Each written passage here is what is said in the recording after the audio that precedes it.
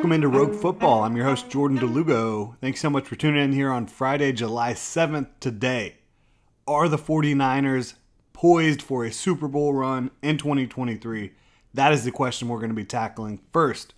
If you enjoy the content here on this channel, if you've been checking out some of the videos, and you like what you see, please hit the like and subscribe button. Please hit the notification bell. Leave a comment in the comment section below. We are trying to get to 1,000 subscribers as quickly as possible so we can monetize this channel, keep this thing rolling. But without further ado, getting into the San Francisco 49ers heading into 2023. Are they poised for a Super Bowl run? This is one of the easiest questions for me when I look at it heading into this 2023 season. To me, the answer is a resounding yes. I think the San Francisco 49ers, if things go their way, are one of the 2, 3, 4 likeliest teams to end up making the Super Bowl out of either conference. This is a team under Kyle Shanahan that has been near the top for quite some time. They have not quite reached the mountaintop. They've made the Super Bowl. They've made the NFC Championship a couple times.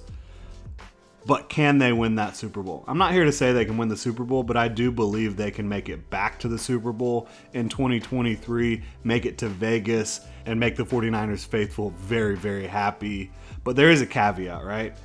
This is as long as Brock Purdy can return to full health and start games for them. Purdy was unbelievable as a rookie in 2022. He's not just a product of this system. He elevated that team. He is a damn good young quarterback.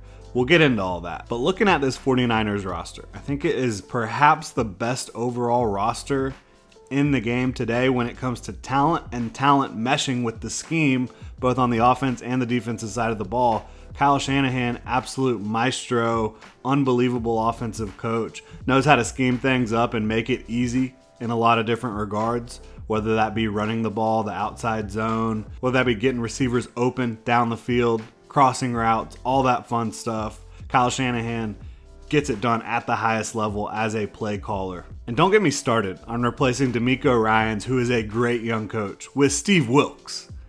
Not the same exact flavor, Steve Wilks, the last couple years compared to DeMeco Ryans, but pretty much everything Ryans has done in San Francisco, Steve Wilks has done at some point in his career. I think he's going to adjust well. He had the Carolina Panthers rolling at the end of last year. He is a great defensive coach. I think he's going to adjust to the group he has and get them rolling. I think that was such a good hire. Such a lucky timing hire, right? You're not always going to have a Steve Wilks on the market looking for a defensive coordinator job. The 49ers were extremely fortunate to land him as their DC with DeMeco Ryans departing for Houston. So many talented players on both sides of the ball for the San Francisco 49ers, right? Looking at the defense, Nick Bosa, one of one. Absolute star for them. A pass rusher like pretty much no other in this league. I think he's going to have another monster year. Then you drop Javon Hargrave in the middle. You've already got Eric Armstead as well on that defensive line. This 49ers team, they might not have the depth up front that you've seen the last few years, but the 49ers have created that depth. Not all the guys that went on to have big seasons for them and then go get paid elsewhere were doing big things before they got to San Francisco, right? I think Clelin Ferrell, they brought over from Las Vegas, a former top 5 pick in the NFL draft. Is he going to end up being a top 5 pick caliber player? No, I don't think so. But can he have the best years of his career in San Francisco?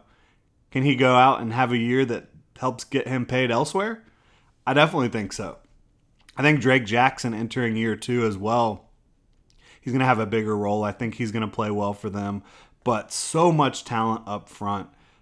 Really, just looking at Nick Bosa, Javon Hargrave, and Eric Armstead, that is formidable. That's about as formidable as it will get for you. Eric Armstead, he can do a lot, whether it be playing different roles up front. He can get after the passer. He's also a really good run defender. Nick Bosa and Javon Hargrave, absolute studs getting after the passer. They're going to make life hell for opposing quarterbacks and offensive lines in 2023.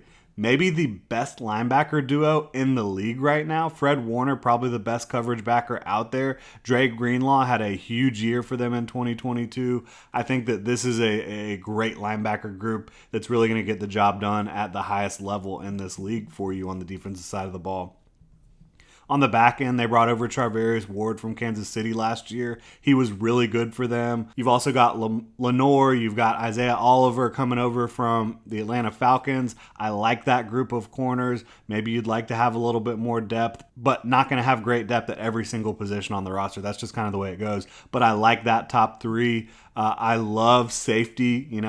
Talanoa Hufanga, unbelievable out of USC the last couple years. He is an absolute missile. He's gotten better in coverage. He's really good coming downhill in support and just making plays all over the field. Tashawn Gibson still getting it done as a free safety for them. He can still cover. And then you bring in Jair Brown out of Penn State in the draft, a player that I thought was really underrated by quite a few people. I think he's going to end up being a starting caliber safety in this league. And I think you could see all three of those guys on the field together in year one. This defense, led by Steve Wilks, with all the star talent on that side of the ball, is going to be excellent. And they have superpowers with Bosa, with Hargrave, with the linebacker play that they're going to get. And again, really well coached. I love what they have going on the defensive side of the ball. Offensively, whoever's playing quarterback in a Kyle Shanahan offense is going to have a built-in advantage, right? We know that.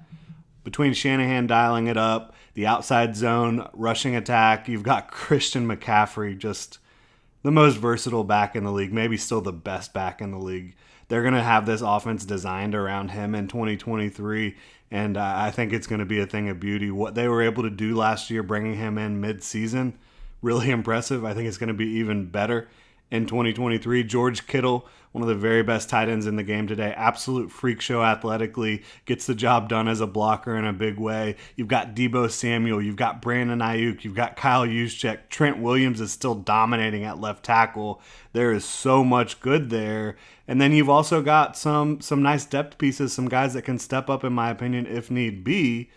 Juwan Jennings, a good young receiver in this league. Elijah Mitchell. If anything were to happen to Christian McCaffrey, I think Elijah Mitchell is immediately an RB1 in fantasy football and a guy that's going to get the job done at a high level for the 49ers. Obviously not Christian McCaffrey, but a really good replacement. And then I love the addition of Ronnie Bell in the draft this year out of Michigan. I think that's a player that is going to really make a lot of sense in San Francisco with his skill set, with the crossing routes, with the deep overs, with the play action shots. I think he can really get the job done. Shocked how late he went in the draft. But getting into what I'm most excited about, because we knew already the San Francisco 49ers roster was loaded, right? You knew the defense had studs up front, really good coaching, really good linebackers, some quality play on the back end as well. You knew that these offensive skill players were unbelievable in San Francisco. You know Kyle Shanahan, a great coach. For me, Brock Purdy, if fully healthy, coming off the Tommy John surgery, big time surgery, if fully healthy, in 2023, he will elevate this football team. He will take them to new heights, in my opinion. I think if he is fully healthy, they are the favorite to win the NFC. Looking back at his 2022 season, Mr. Irrelevant, right? 18 total touchdowns in basically 7 games last year. A pace for 43 total touchdowns over 17 games. As a rookie, I think you combine his ability to find the end zone with his decision-making, his accuracy, his playmaking in and out of structure, the tremendous situation that he's in. Again, as long as he's healthy, I think the sky is the limit for the San Francisco 49ers offense in 2023. 77.4, that's the adjusted completion percentage for Brock Purdy in 2022. One of the top percentages in the league for adjusted completion percentage. 2.5% turnover-worthy play rate, very low. Only 5 turnovers in 8 total games. One of those was a fumble in the NFC Championship where he only had about 5 dropbacks, I believe. I don't even count that game because it was just not enough of a data point. So I really look at the 7 games, the 4 total turnovers, the 18 total touchdowns in those 7 games started for him. And it's not just the stats, right? And it's not just that Kyle Shanahan is going to help whichever quarterback plays for him. Purdy did a better job in this offense last year than any quarterback I have seen in quite some time. Sure, I think the 49ers with Sam Darnold in the lineup or Trey Lance in the lineup, still probably a playoff team, but Brock Purdy gives them a chance to win at the highest level. he gives them the best chance to win when he steps on the field. He's efficient, he's accurate, he's smart, he has that gamer in him, he's got a little twitchiness to him in the pocket. He knows where to put the ball. Against man, against zone coverage, does not matter.